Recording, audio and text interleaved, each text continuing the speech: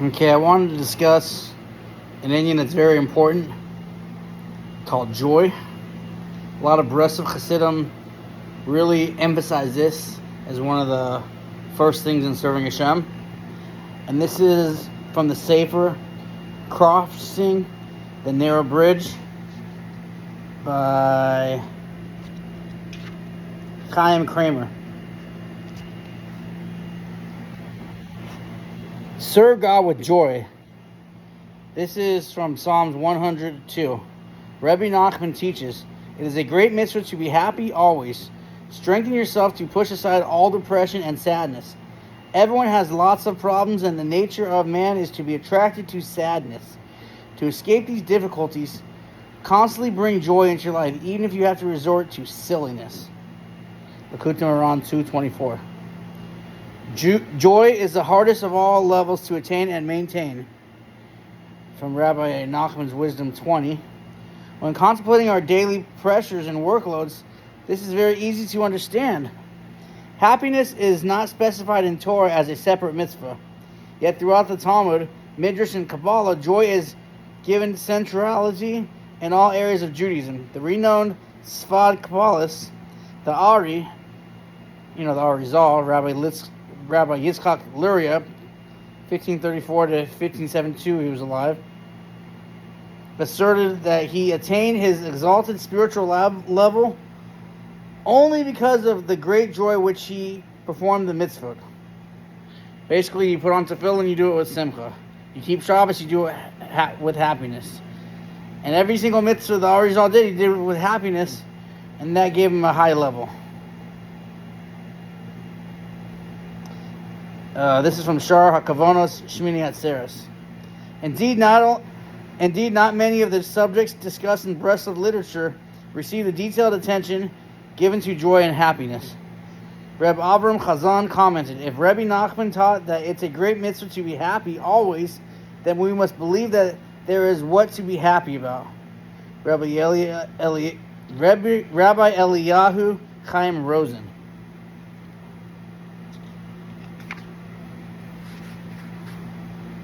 The importance of joy. One of the reasons we find ourselves distant from God is because we fail to concentrate on our goals.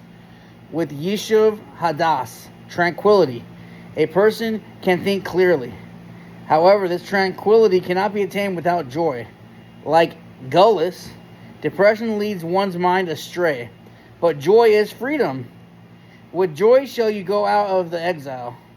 Isaiah 55:12, and that's Tanakh. With joy, we can direct our minds. Exercise the freedom to choose. With joy, we can direct our minds. Exercise the freedom to choose our direction and prevent our thoughts from straying afar. But how do we find joy? We can cultivate joy and happiness by finding good qualities in ourselves. Even if we cannot find anything good in ourselves, we still have what to be happy about. I am a Jew. That's Gavaldic. Basically, everybody has good qualities in themselves. And even if one isn't able to find it, he should be Besimcha because he's a Yid. I'd say if I were a Goy, I'd be Besimcha for being created, by being alive, by Hashem creating me, by being human. Tanya actually talks about, if I'm not mistaken, how every human being has special qualities. Like we have a thinking brain. I could have sworn I learned somewhere because this. Maybe it's not Tanya. But a human being stands up. He can look up to the sky and he can think, whereas an animal looks to the ground and they're not able to have the ability of speech. And it's a big thing. It's very special that Hashem allows us to speak, especially if we use our speech for wisdom.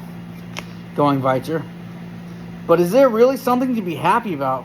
Are our daily lives filled with sufficient cause for worry? How are we going to meet the mortgage payment? What did you say happened to the car? Who did you say you're bringing home for dinner? The list is endless.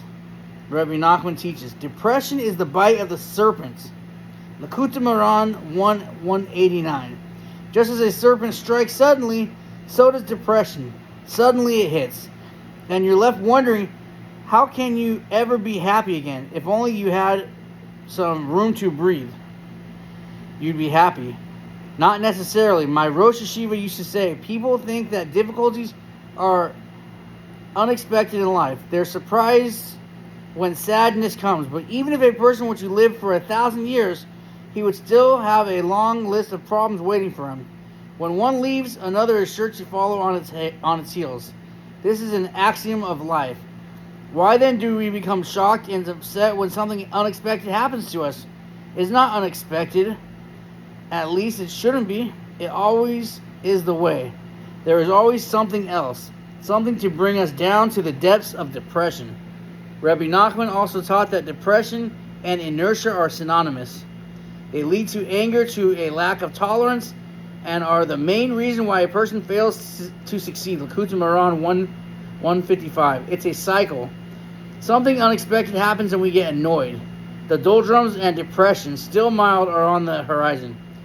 We're already less tolerant of whatever happens next. Naturally, we anticipate everything goes wrong. And it does. If you think about it, the Tzemach Tzedek says, Trach gut v'zayin gut. If you think good, it'll be good. But someone's thinking things are going to be bad, and he's constantly worrying about it, obviously things are going to go bad. Think bad and it'll be bad. Rahman al-Islam. So we have to have positive thinking. At the same time, we get angry, experience great failure, become more depressed, and feel more discouraged and lethargic. The serpent of sadness has struck without our being aware of what actually happened.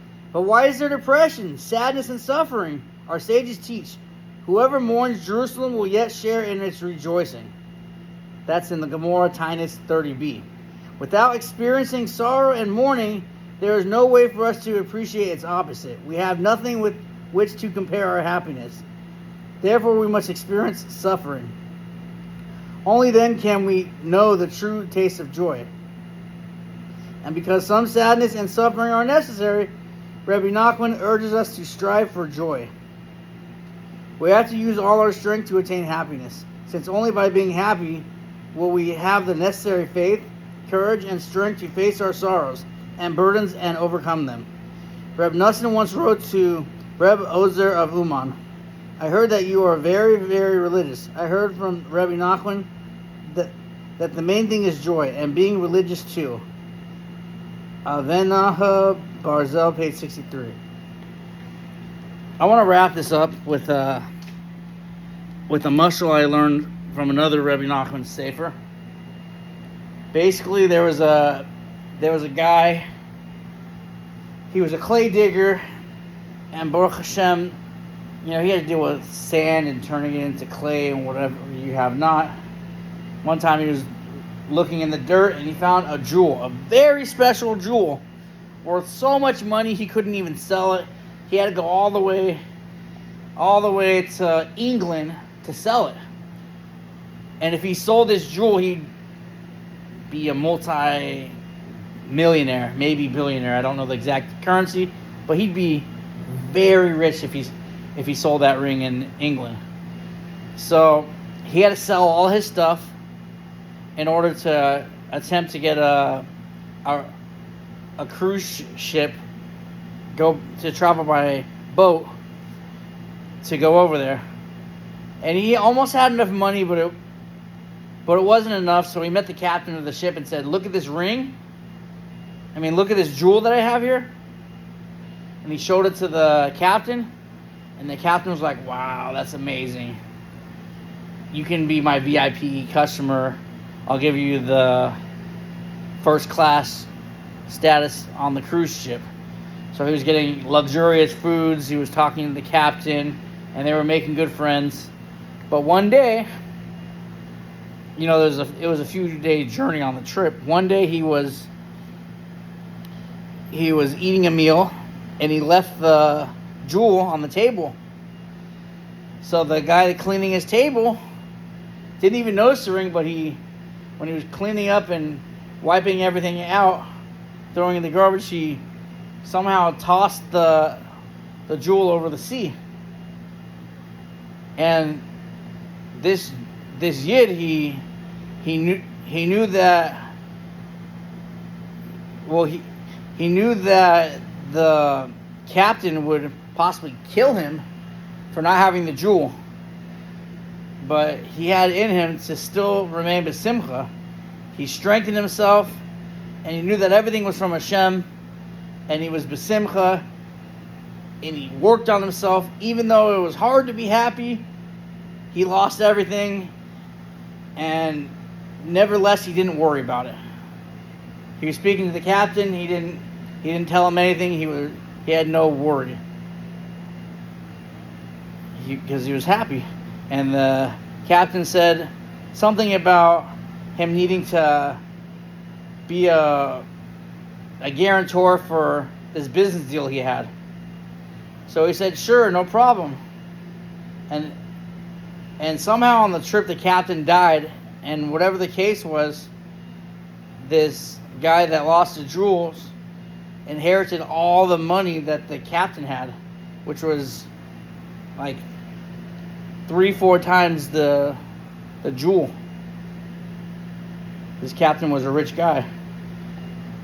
Basically, the moral of the story is that when you're Besimcha, then and you have emuna in Hashem, then you have less repercussions. Almost like the story of Nachmon Ish Gamsu, when they stole his jewels,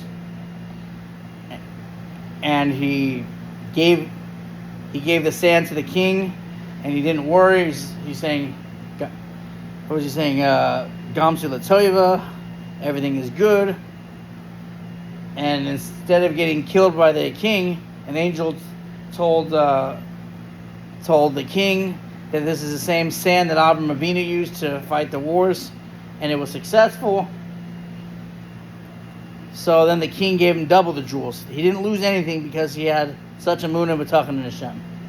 Whereas the guy that stole the jewels, he said, I have sand. I got the same sand. I'm the one that gave him the sand in the first place. And he gave the king sand, and it didn't work, and he got beheaded.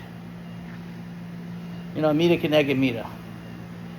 Bottom line is, we have to serve Hashem Besimcha and have emuna in Hashem, and everything will be good. Sei gesund.